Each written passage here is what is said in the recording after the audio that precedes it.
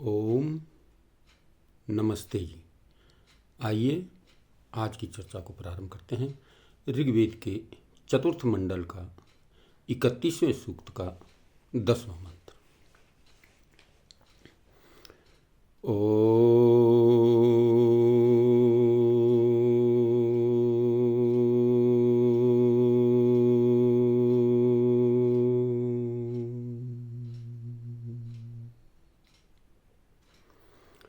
अस्माम् अवन्तु ते शतम् अस्मान् सहस्रमूतयः अस्मान् विश्वा अभीष्टयः।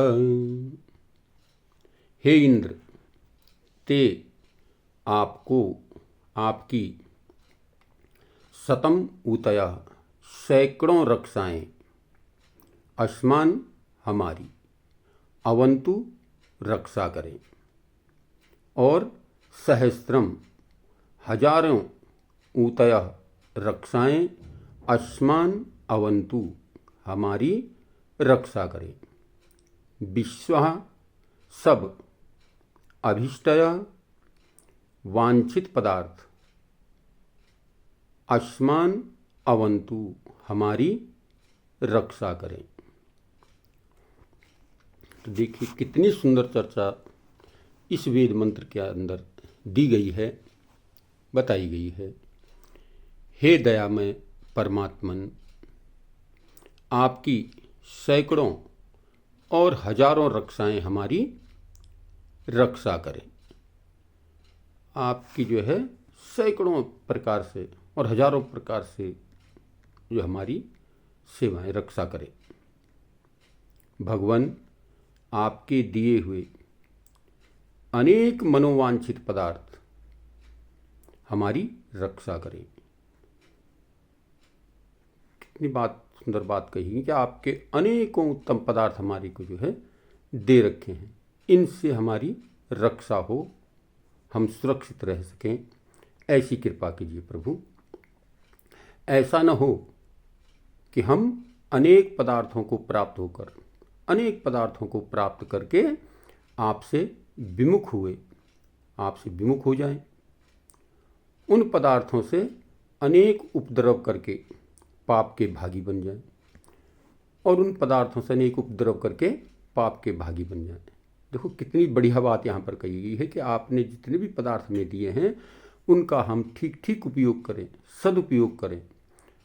ऐसा ना हो प्रभु, ऐसी बुद्धि ना हो जाए हमारी कि हम उन पदार्थों को दुरुपयोग करने लग जाएं और फिर पाप के भागी बने, किंतु उन पदार्थों को संसार के उपकार में लगाते हुए आपकी कृपा के पात्र बने, और उन पदार्थों को संसार के उपकार में लगाएं, परोपकार के कार्य में लगाएं। जैसे आपने सबको परोपकार के लिए नाना प्रकार के अन्न, औषधि, फल, मिष्ठान आदि जो है हमें दिए हैं, उनका हम ठीक ठीक सदुपयोग करके सही मार्ग पर, सही पाप के भाग से बचें और अच्छे धर्म के मार्ग पर हम आगे बढ़ें। तो बड़ी ही सुंदर मार्मिक चर्चा इसमें की गई है। देखिए समझने का हेर फेर है।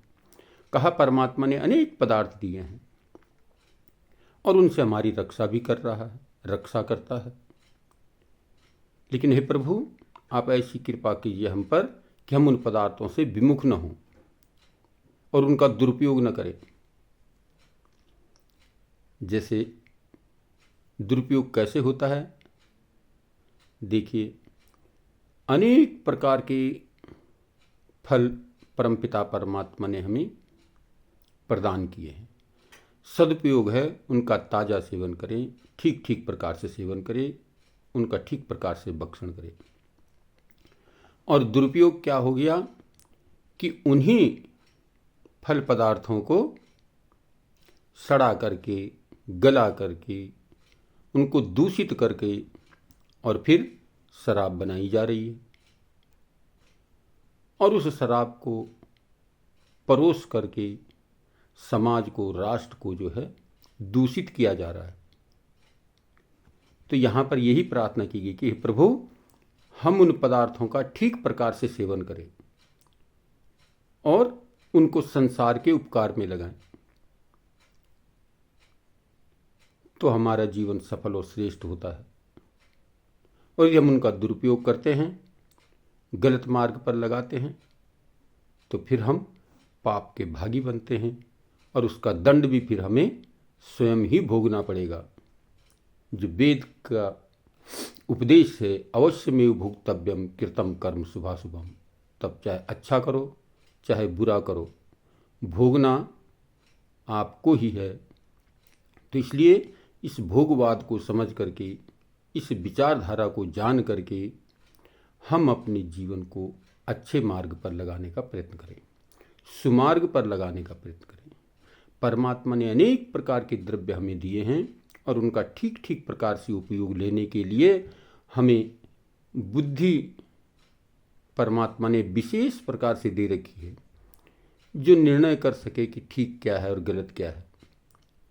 उस पर ठीक विचार करके, चिंतन करके हम उन वस्तुओं का, उन पदार्थों का ठीक ठीक प्रकार से उपयोग यदि हम करते हैं तो हमारा ये जीवन सफल और श्रेष्ठ हो जाता है।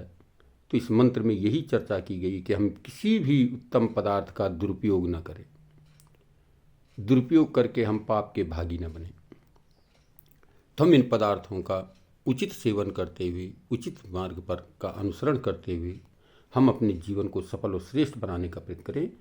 तो इसलिए वेद मंत्रों में जो है बड़ी शक्ति है, बड़ी सामर्थ्य है। हम उस शक्ति को अर्जित करने का प्रयास करें इन वेद मंत्रों के आधार पर। यदि हम इनको ठीक ठीक प्रकार से जान लेते हैं तो हमारा जीवन उज्जवल बन जाता है।